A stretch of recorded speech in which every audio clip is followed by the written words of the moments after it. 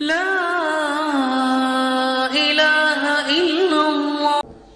وقالت طائفۃ، اب ایک بڑی سازش کا ذکر ہو رہا ہے کہ جو انہوں نے کی تھی مسلمانوں کے خلاف اور محمد رسول اللہ کو ناکام بنانے کے لیے۔ اس سازش کا پس منظر کیا تھا کہ چونکہ صورتحال یہ آ چکی تھی دنیا کے سامنے کہ جو ایک مرتبہ دائرہ اسلام میں داخل ہو جاتا تھا، اب چاہے اسے مار دیں، اسے پیٹیں، اسے بھوکا رکھیں، اسے سزا دیں، جو بھی ٹارچر کریں، واپس نہیں آتا۔ تو دھاک بیٹھ گئی نا کہ اسلام کے اندر کوئی ایسی کشش ہے، اسلام کے اندر کوئی ایسی حقانیت ہے،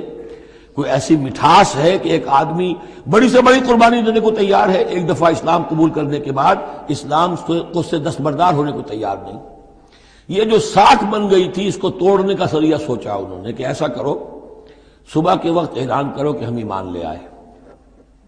سارا دن محمد کی صحبت میں رہو صلی اللہ علیہ وسلم، شام کو کہہ دو جی دیکھ لیا ہم نے، کچھ نہیں ہے یہاں، یہ دور کے ڈھول سہانے ہیں، ہم تو اپنے ہی کفر میں جا رہے ہیں، اپنے ہی راستے پہ جا رہے ہیں۔ اب اس سے یقیناً کچھ لوگ سمجھیں گے کہ انہوں نے سازش کی ہوگی، کچھ لوگ سمجھیں گے کہ بھائی بڑے متقی لوگ تھے، بڑے خشوع و خضوع کے ساتھ آئے تھے، بڑے اعلان کے ساتھ، شان کے ساتھ انہوں نے کلمہ کہا تھا اور ایمان قبول کیا تھا، پھر دیکھو سارے دن حضور کی محفل میں بیٹھے رہے ہیں، کچھ نہ کچھ تو دیکھا ہی ہوگا نا آخر، ایسے کیسے یہ لوگ چلے گئے؟ عام لوگوں کے دلوں میں وسوسہ اندازی جو ہے اس سے کرنا بہت آسان کام ہے۔ وہ سازش تھی جو بنائی، اور اسی کا اصل میں تعلق ہے قتل مرتد کی سزا۔ اسلامی ریاست میں اس سازش کا راستہ روکنے کے لیے یہ سزا تجویز کی گئی ہے کہ جو شخص ایمان لے آئے پھر کفر میں جائے گا تو قتل کر دیا جائے گا، کیونکہ اسلامی ریاست کی بنیاد ہے، آئیڈیولوجیکل ریاست ہے یہ، ایمان اور اسلام ہی تو اس کی بنیاد ہے۔ اس کی جڑوں کو کھولنے والی جو چیز ہو سکتی ہے اس کی تو پوری جو ہے اس کی بندش اور اس کا سد باب ہونا چاہیے۔ وقالت طائفۃ من اہل الکتاب آمنوا بالذی انزل علی الذین آمنوا وجہ النہار، اور اہل کتاب کے گروہ نے یہ طے کیا ایمان لاؤ اس چیز پر جو نازل کی گئی ہے ان اہل ایمان پر صبح کے وقت، دن چڑھے، وکفروا آخرہ، اور کفر کر دو، اعلان کفر کر دو دن کے آخر میں، لعلہم یرجعون، شاید ان میں سے بھی کچھ لوٹ آئیں، اندر سے جا کے کچھ لوگوں کو تو گھسیٹ لائیں گے ہم کہ وہ جو ہے وہ بھی اسلام کو چھوڑ دیں، وہ مشتبہ ہو جائے معاملہ، ان پر وسوسہ پیدا ہو جائے۔ وَلَا تُؤْمِنُوا إِلَّا لِمَن تَبِعَ دِينَكُمْ، اور دیکھو ہرگز ایمان نہ لانا مگر اسی چیز پر کہ جو تمہارے دین کی پیروی کرے، ماننی اسی کی بات ہے۔ یعنی خطرہ بھی تھا کہ 4-6 اگر ہم جا کر حضور کے پاس اگر چند گھنٹے گزاریں گے تو کہیں ایسا نہ ہو کہ ہم میں سے کوئی واقعی پھر اس کا دل کھل جائے، طے کر کے گئے دیکھو ایمان نہیں لانا ہے ہم نے، وَلَا تُؤْمِنُوا إِلَّا لِمَن تَبِعَ دِينَكُمْ، اس پر ایمان نہیں لانا ہے ہم نے، لیکن صرف اعلان کرنا ایمان کا۔ یہ ہے مثال قرآن مجید میں شعوری نفاق، یعنی جو وقت انہوں نے گزارا ہے یہ ہے تو اسلام کا، قانوناً تو مسلمان ہیں، اگر اس دوران میں ان میں سے کوئی مر جاتا تو اس کی نماز جنازہ پڑھی جاتی، لیکن انہیں معلوم تھا کہ ہم مسلمان نہیں ہیں۔ جبکہ ایک وہ غیر شعوری نفاق ہے کہ اندر ایمان ختم ہو چکا ہے لیکن انسان سمجھتا ہے میں تو مومن ہوں، حالانکہ اس کا کردار وہ جو ہے منافقانہ ہے، اس کا عمل منافقانہ ہے، اور اس کے اندر سے ایمان کی پونجی جو ہے جیسے کہ دیمک کسی کڑی کو کھا جائے تو شیطین کو چٹ کر چکی ہے دیمک، لیکن یہ کہ بہرحال اوپر ایک پردہ پڑا ہوا ہے، وہ ہے غیر شعوری نفاق اور یہ ہے شعوری نفاق۔ قل ان الہدی ھدی اللہ، اے نبی ان سے کہہ دیجئے دیکھو اصل ہدایت تو اللہ کی ہدایت ہے۔ ان یؤتی احد، اب یہاں پر پھر ان کا قول آ رہا ہے کہ دیکھو ایمان نہ لانا، ان یؤتی احد مثل ما اوتیتم، مبادا کسی کو وہ شے دے دی جائے جو تمہیں دی گئی تھی۔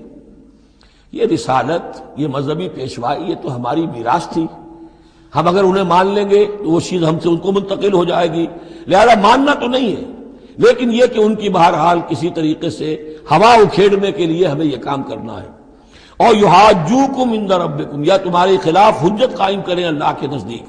قل ان الفضل بید اللہ، کہہ دیجئے ان سے کہ فضل کل کا کل اللہ کے ہاتھ میں ہے، یؤتی ہے من یشاء، وہ جس کو چاہتا ہے دیتا ہے۔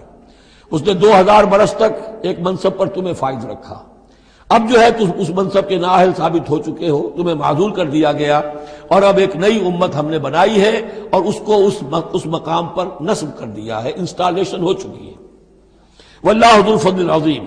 قل ان الفضل بید اللہ یؤتیہ من یشاء واللہ واسع علیم۔ اللہ بہت وسعت والا اور جاننے والا ہے، یختص برحمتہ من یشاء، وہ مختص کر لیتا ہے اپنی رحمت کے لیے جس کو چاہتا ہے، واللہ ذو الفضل العظیم، اللہ بڑے فضل کا مالک ہے۔ ومن اہل الکتاب، اب یہاں ایک اور نقطہ سمجھ لیجئے کہ برے سے برے گروہ کے اندر بھی کہیں نہ کہیں کوئی افراد اچھے بھی ہوتے ہیں۔ داعی کے لیے یہ ضروری ہے کہ ان کو بھی مینشن کرتا رہے کہ ان میں اچھے لوگ بھی ہیں، تاکہ وہ جو لوگ ہیں ان کے دلوں کے اندر نرمی پیدا ہو۔ اسی طرح برے سے برے آدمی میں کوئی اچھائی بھی ہے، آپ اگر اسے دعوت دے رہے ہیں حق کی طرف، اس میں جو اچھائی ہے اس کو مانیے،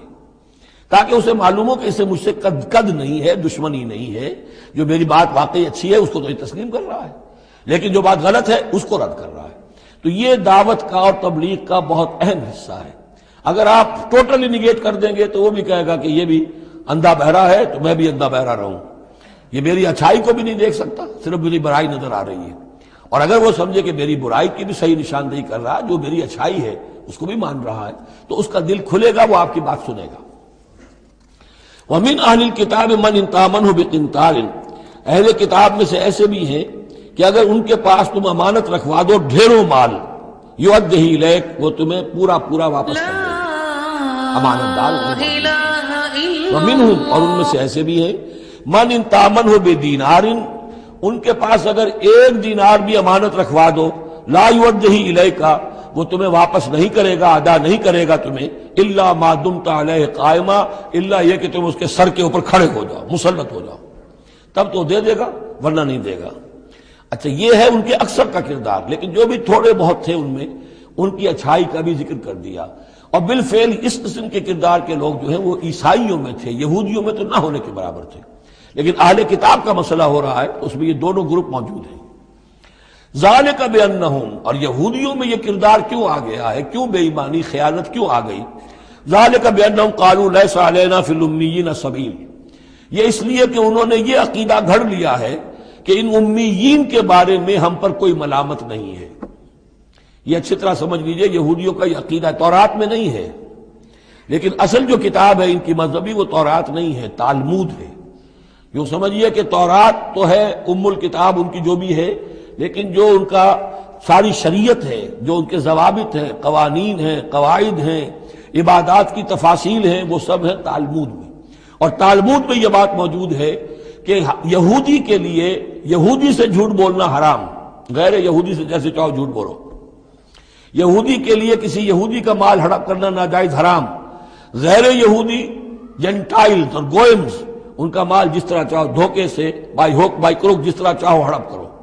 تو یہ ہمارے اوپر مواخذہ ہی نہیں ہے، اس لیے کہ یہ جو لوگ ہیں غیر یہودی، یہ انسان ہے ہی نہیں، یہ اصل میں انسان نما حیوان ہے، اور ان سے فائدہ اٹھانا ہمارا حق ہے، جیسے کہ گھوڑے کو تانگے میں جوتنا انسان کا حق ہے، بیل کو اپنے حل کے اندر جوت لینا یہ انسان کا حق ہے۔ تو ہمارا حق ہے ان حیوانوں سے ہم جو چاہے لوٹ لیں، کھسوٹ لیں، ان کی رضامندی سے لے لیں، ظلم کریں، اس میں ہم پر کوئی پکڑ نہیں ہوگی، کوئی محاسبہ نہیں۔ یہ تالمود میں باقاعدہ لکھا ہوا ہے۔ ذالک بانہم قالوا، اس لیے کہ ایک پکچر بھی اس پر بنی ہے جو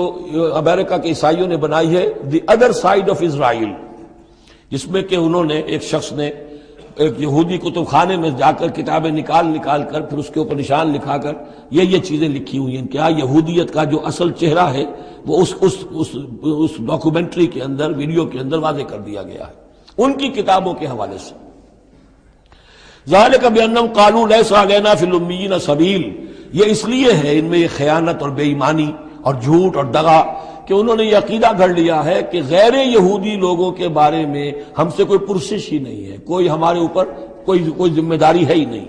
وَيَقُولُونَ عَلَى اللَّهِ الْكَذِبَ وَهُمْ يَعْلَمُونَ، اور وہ تو اللہ تعالیٰ کی طرف نسبت دے رہے ہیں، منسوب کر رہے ہیں جھوٹ کو، اور وہ جانتے بوجھتے کر رہے ہیں، ان کے علماء جانتے ہیں۔ بَلَا مَنْ أَوْفَىٰ بِعَهْدِهِ وَاتَّقَىٰ فَإِنَّ اللَّهَ يُحِبُّ الْمُتَّقِينَ، کیوں نہیں، جو کوئی بھی اللہ کے ساتھ کیا ہوا اپنے عہد کو پورا کرے گا اور تقویٰ کی روش اختیار کرے گا تو اللہ تعالیٰ کو تو متقین پسند ہے۔ ان الذین یشترون بعہد اللہ وایمانہم ثمنا قلیلا، یقیناً وہ لوگ کہ جو اللہ تعالیٰ سے جو عہد انہوں نے کیا تھا اسے فروخت کرتے ہیں اور اپنی قسموں کو فروخت کرتے ہیں حقیر سی قیمت پر۔ جب دیکھتے ہیں کہ ہماری بات لوگ جو کچھ شک کر رہے ہیں، اچھا جی ہم خدا کی قسم کھا کر کہتے ہیں کہ ایسا ہے، اب یہ جھوٹی قسمیں، ثمنا قلیلا اولئک لا خلاق لهم فی الآخرہ، یہ وہ لوگ ہیں کہ جن کے لیے کوئی حصہ نہیں ہے آخرت میں. ولا یکلمہم اللہ، نہ اللہ ان سے کلام کرے گا. ولا ینظر الیہم یوم القیامہ، اور نہ ان کی طرف نگاہ کرے گا قیامت کے دن. ولا یزکیہم، نہ ان کو پاک کرے گا. یہ بھی سورہ بقرہ میں تقریباً پورا مضمون آ چکا ہے. ولہم عذاب علیم، ان کے لیے دردناک عذاب ہے. وَإِنَّ مِنْهُمْ لَفَرِيقًا يَلْوُونَ أَلْسِنَتَهُم بِالْكِتَابِ، اور ان میں سے ایک گروہ ایسا بھی ہے جو اپنی زبان کو توڑتا مروڑتا ہے کتاب کو پڑھتے ہوئے. وہ الفاظ کو ذرا سا ادھر ادھر مروڑ کر معنی اور پیدا کر لیتے تھے. ان سے کہا گیا حتہ کہو تو ہنتا بنا دیا، بجائے اس کے کہ اللہ ہماری گناہ جھاڑ دے، ہمیں گیہوں دے. انہوں نے کہا کہنا ہے تم نے سمعنا واطعنا، سمعنا وعصینا، تو وہ اسی طریقے کا معاملہ وہ کرتے تھے. جب تورات کو پڑھتے ہوئے بھی جب دیکھا کہ جو سائل آیا ہے وہ فتویٰ مانگ رہا ہے، اس کی پسند کچھ اور ہے، تو الفاظ کو توڑ بروڑ کر پڑھ کر کہہ دیا کہ دیکھو یہ کتاب کے اندر موجود ہے. وَإِنَّ مِنْهُمْ لَفَرِيقًا يَلْوُونَ أَلْسِنَتَهُم بِالْكِتَابِ لِتَحْسَبُوهُ مِنَ الْكِتَابِ، تاکہ تم سمجھو کہ وہ کتاب میں سے ہے. وَمَا هُوَ مِنَ الْكِتَابِ، وہ کتاب میں سے نہیں ہوتا. وَيَقُولُونَ هُوَ مِنْ عِنْدِ اللَّهِ، اور وہ کہتے ہیں یہ اللہ کی طرف سے ہے. وَمَا هُوَ مِنْ عِنْدِ اللَّهِ، جبکہ وہ اللہ کی طرف سے نہیں ہوتا. فَوَيْلٌ لِّلَّذِينَ يَكْتُبُونَ بِأَيْدِيهِمْ، یہ پڑھ چکے ہیں سورہ بقرہ کے اندر بھی کہ وہ لوگ جو اپنے ہاتھوں سے لکھتے ہیں کہتے ہیں کہ اللہ کی طرف سے ہے. وَيَقُولُونَ عَلَى اللَّهِ الْكَذِبَ وَهُمْ يَعْلَمُونَ، وہ اللہ پر جھوٹ تہمت باندھتے ہیں جانتے بوجھتے. مَا كَانَ لِبَشَرٍ أَن يُؤْتِيَهُ اللَّهُ الْكِتَابَ وَالْحُكْمَ وَالنُّبُوَّةَ، کسی انسان کا یہ کام نہیں ہے، کسی انسان کے شایہ نشان نہیں ہے کہ اللہ تعالیٰ نے تو اس کو کتاب دی ہو، حکمت دی ہو، نبوت دی ہو.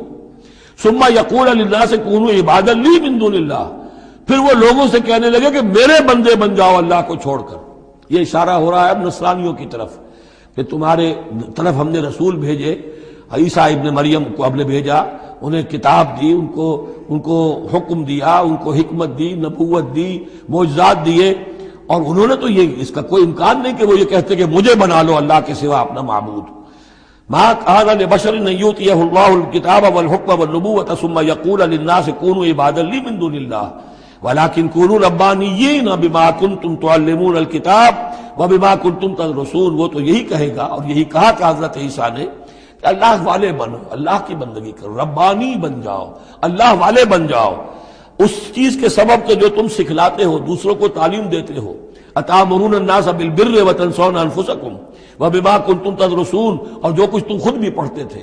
یہ پڑھنا پڑھانا دین کا، سیکھنا سکھانا، تعلیم و تعلم قرآن، تعلیم و تعلم حدیث، تعلیم و تعلم فقہ، یہ اس لیے ہونا چاہیے کہ لوگوں کو اللہ والے بنایا جائے، نہ یہ کہ اپنے بندے بنا کر اور ان سے نذرانے وصول کر کے ان کا استحصال کیا جائے. وَلَا يَأْمُرُكُمْ أَن تَتَّخِذُوا الْمَلَائِكَةَ وَالنَّبِيَّ أَرْبَابًا، وہ کبھی بھی تمہیں اس بات کا حکم نہیں دے گا کہ تم فرشتوں یا انبیاء کو رب بنا لو. فرشتوں کو رب بنایا مشرکین مکہ نے، فرشتوں کے نام پر اپنی وہ مورتیاں انہوں نے بنائی، لات، عزا، منات، اور انہوں نے ایک نبی کو اپنا رب بنا لیا. ایامرکم بالکفر بعد اذ انتم مسلمون، تو کیا وہ ایسا بندہ اللہ کا جس کو اللہ نے نبوت سے سرفراز کیا ہو،